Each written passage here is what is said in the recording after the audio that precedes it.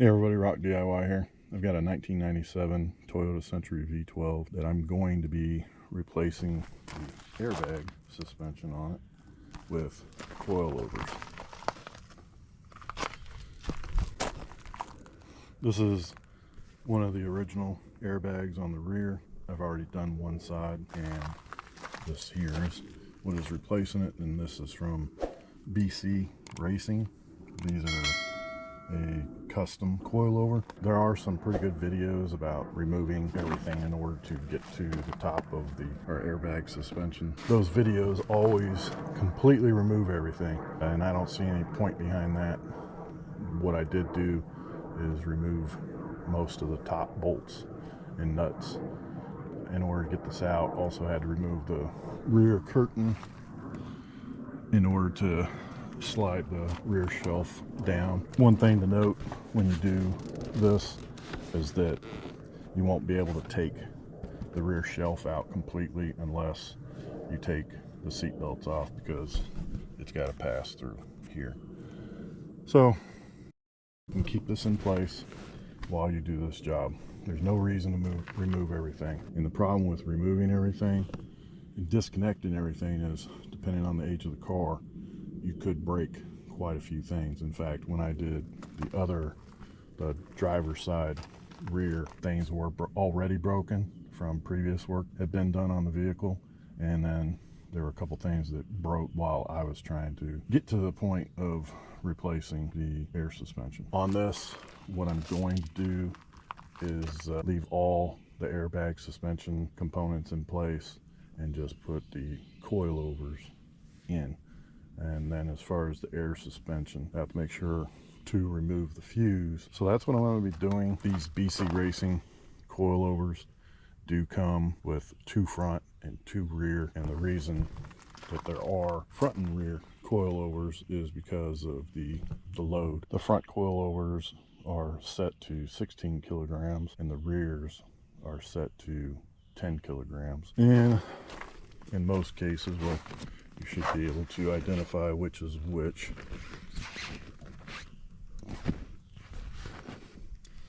And on this one specifically, and it does say here Toyota and 97 to 16 Century rear wheel drive G50, and then right there is an R, meaning that it's for the rear.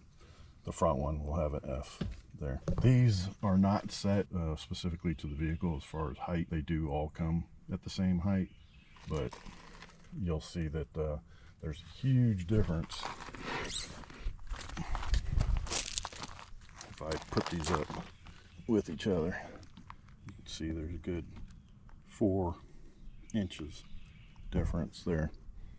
The good thing is these are adjustable. I'm going to start out by putting them on the way that they are, and then I'll have to get everything done. I'll probably do the rears, put the tires back on, see what it looks like when it's on the ground, and then adjust it from there. And then I'll do the front and adjust the front after I get everything done on that as well. I do highly recommend that while this is still on the car, that you use some penetrating oil well in advance. Spray it on there pretty good, and then by the time you get to actually taking that bolt and nut off, it'll probably come off a whole lot easier. This bolt right there. First thing I'll start with is removing the 3 nuts here on the top of the shock tower.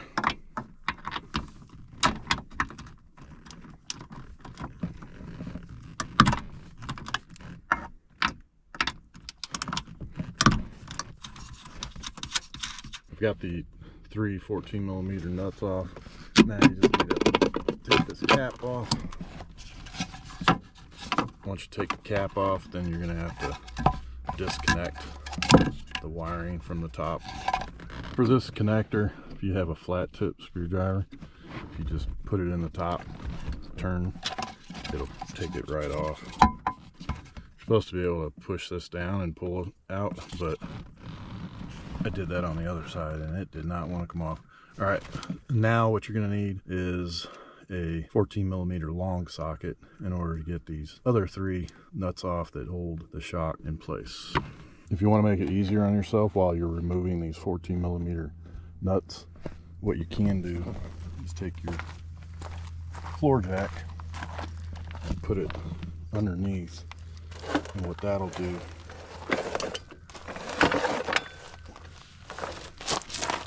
is help take some of the weight tension off and keep it in place. Doesn't take much, and the other thing is, if you do leave the nuts on and you get on that,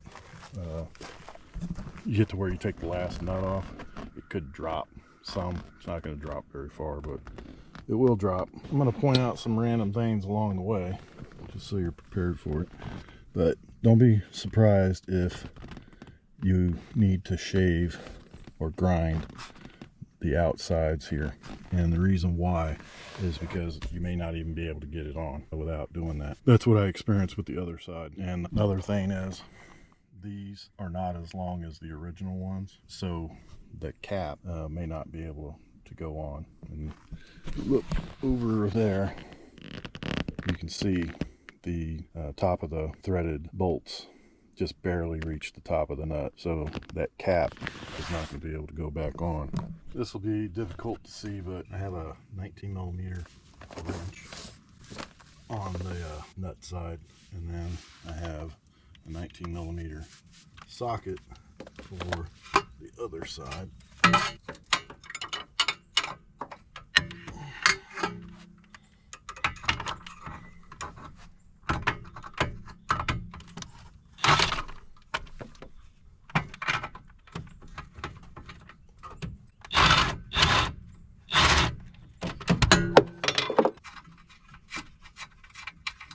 There's the nut right there. You can see it's pretty beat up, so it's been taken off before. So the nut's off. I'm going to take the tension off, and then I'm going to tap that bolt through. If it's tight, you don't want to hammer it, because if you mushroom the bolt, you'll be doing more work. There's the bolt with the washer on it. In most cases, this is where you would think the hard part is going to be getting the shock out, but it's not. Here's how you get it out. Push it towards the opposite side of the vehicle. Move it off to the side a little bit. Probably blocked the video. There is an airline on here, right here. It needs to be removed, so you can leave it sitting right there. You can see that. There's an airline right there. The other side really didn't have any air pressure in it. It just basically hissed a little bit, and it'll probably do the same thing this time, but it's a good idea to have eye protection or have your eyes out of the way so that you don't get blasted. The wrench size here is a 14.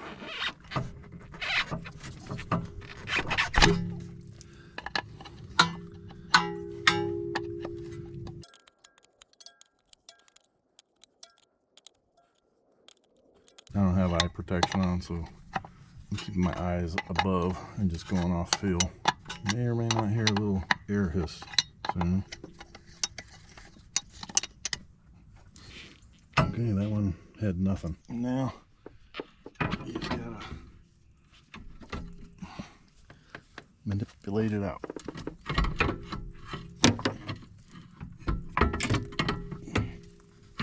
You may have to use a pry bar to get this to come down so that you can pull it out. That pry bar in here.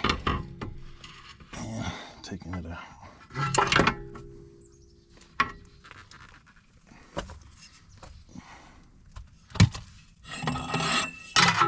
So as you can see, not very difficult to get out. On the other hand, putting the new one in is going to be a little more difficult. Hopefully not, but it can be. First thing I'm going to do is I'm going to check to make sure that the coilover actually sits in the mount there. If it doesn't fit, I'm going to have to grind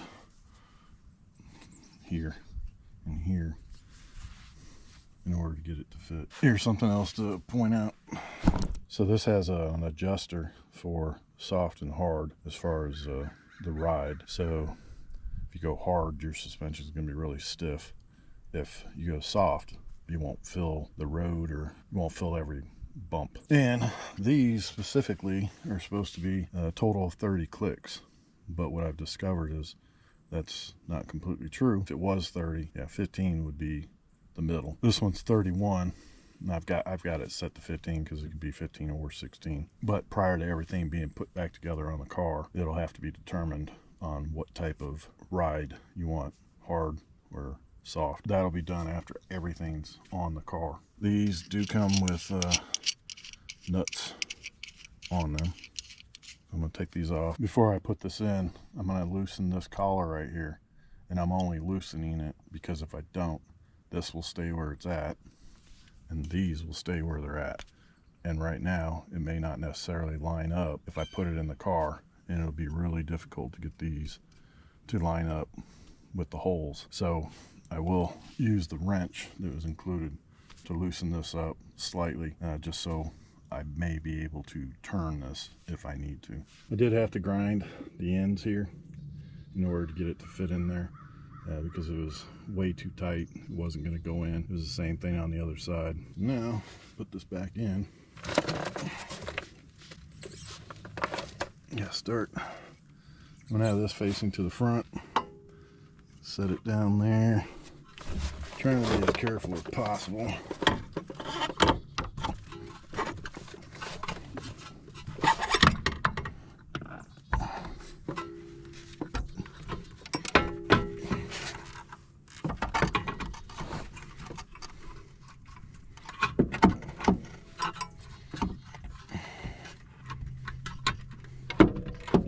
Alright, I actually went in and the top's not in yet. So what I'm going to do is set a screwdriver in there to at least keep it on for now.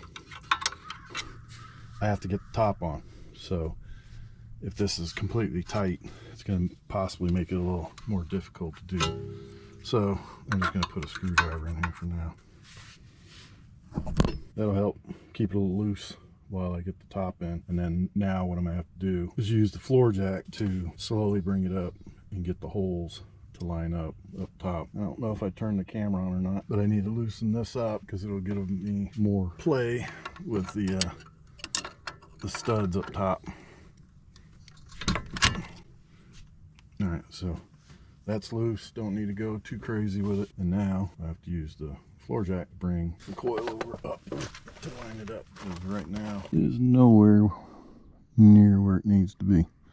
So like I said, this is now where it gets a little difficult. Might be easier if you have a second person, but I'm doing this on my own. So between lifting the floor jack, being able to see where the top of the coilover is, and being able to reach in is really difficult. So I have to go real slow all the way up until I get those studs lined up with the holes. I don't know if you can see through the glass there or not. Yeah, I got to get that lined up. All right, so I got it close. Now I need to rotate it to where get those studs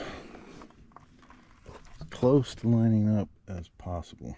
Almost forgot to mention this, but this ring right here does rotate around, so you may have to check it on occasion to make sure it's lined up with the holes underneath. Got the top of the studs lined up, so now I can use the jack, push it up so that I can get the 3 nuts on.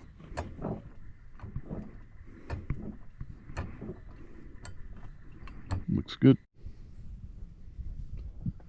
I just relieve some of the pressure from the floor jack on the screwdriver so that I can get this bolt started. I don't want to just yank the screwdriver out and have the coilover move out of place. So I'm going to get this started. I did have to pull the screwdriver out and it didn't go anywhere.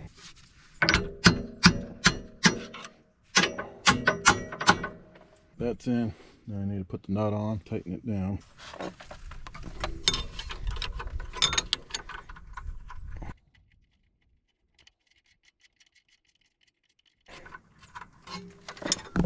I need to put this 19mm wrench on the nut, but the nut is beat up, so I can't see where I'm putting it, but I have to put it through the top here. so that I can use the impact wrench.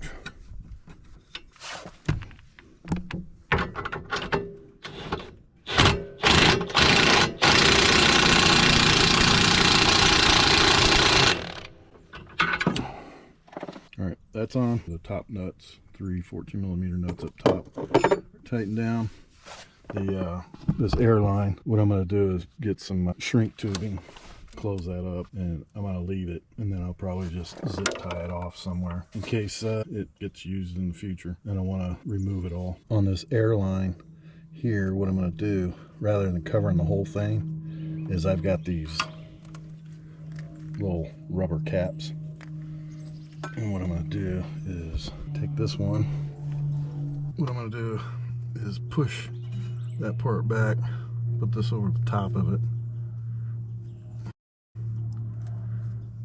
and then what I'm going to do is wrap it in electrical tape just to make sure that that rubber plug stays in place.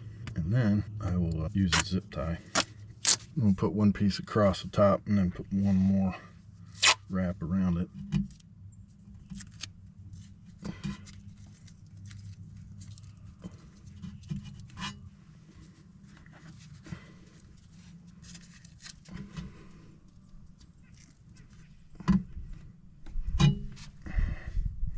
Alright, there we go. Now I just get the zip ties. I realize for some people you may not want to zip tie this off inside the tire well. So another option would be to disconnect it here and put a cap on it.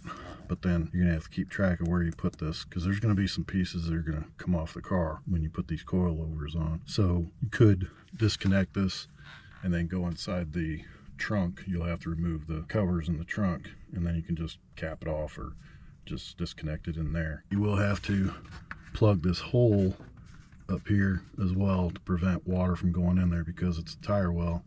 Water will definitely go in there if you don't close it up. So I zip tied it right there, and that's a good spot for it to go. And then I just rotated it to the inside. And the reason why this is a good place is because this isn't moving at all. You don't want to take this and put it on the spring on the coilover or anywhere else where you got moving parts. So that's a pretty good spot if that's the way you decide to do it. So this is only the rear. The rear is done. Front still needs to be done, but you can see how low it sits.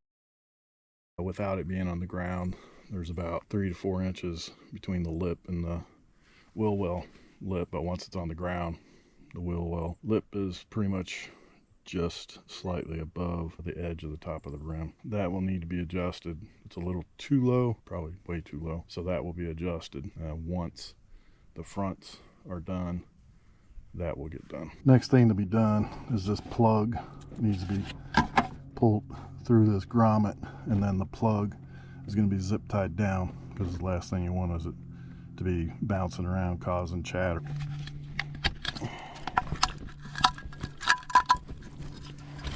So these will get stored away in case they're ever needed again. And this will be zip tied. That'll be zip tied so it's not doing anything.